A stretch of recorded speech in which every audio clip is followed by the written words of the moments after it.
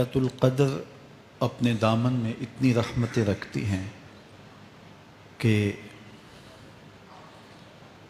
اس امت کے سارے گناہ گاروں کی بخشش کے لیے کافی ہے۔ اس رات میں روح الامی اترتے ہیں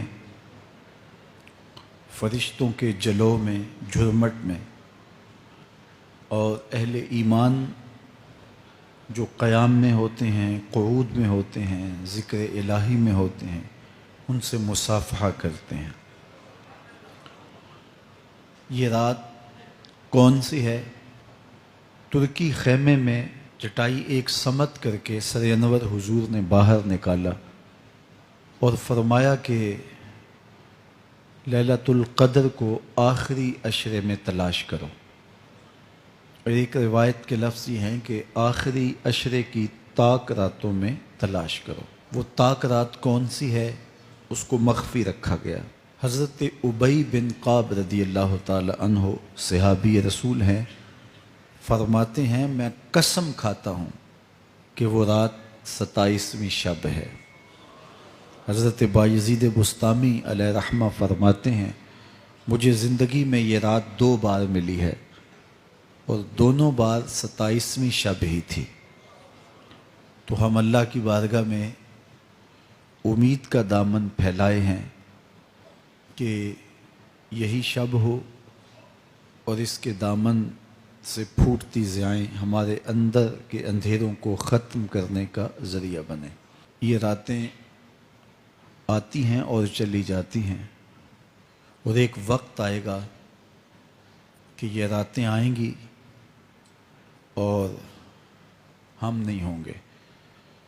کتنے لوگ ایسے ہیں جو پچھلے سال تھے لیکن آج نہیں ہیں، ان سے گزشتہ سالوں میں تھے آج نہیں ہیں۔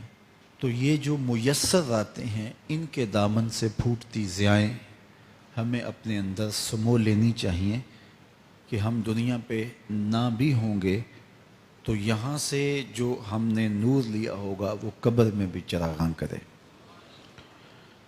باطن کی روشنی، اندر کے اجالے اور روح کا چراغاں اس رات کے دامن سے لیا جا سکتا ہے۔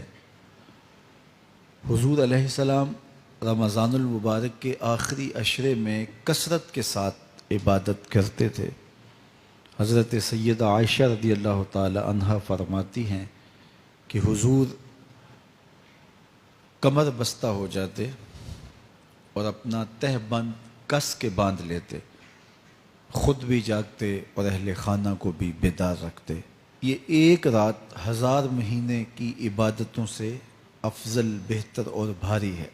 تو اس امت کو جب اتنا نوازا گیا ہے کہ ایک ایک رات اتنی برکتوں کی حامل عطا ہوئی ہے، تو پھر ہمیں بہت زیادہ کوشش کر کے برکتیں سمیٹ لینی چاہیے تاکہ جب ہم اس دنیا سے جائیں تو ہمارے پاس ایک بہت بڑا روشنیوں کا ذخیرہ ہو جو ہماری قبر میں بھی چراغاں کرے، حشر میں بھی روشنی دے، اور ہمیں کہیں بھی اندھیروں کا سامنا نہ کرنا پڑے، چونکہ روشنیاں تو ہم نے یہاں سے لے کے جانی ہیں۔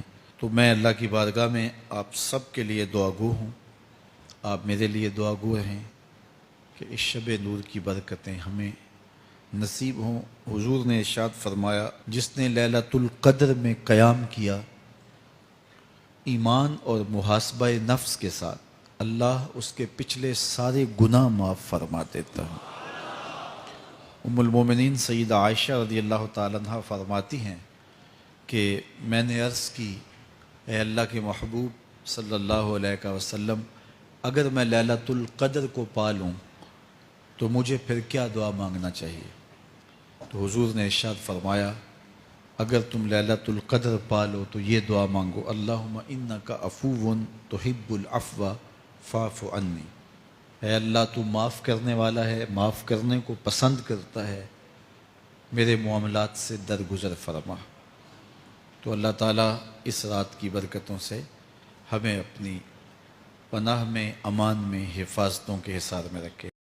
لائک کریں सब्सक्राइब कीजिए, बेल आइकन को दबाएं ताकि हमारे वीडियो सबसे पहले आपके पास पहुंच सके।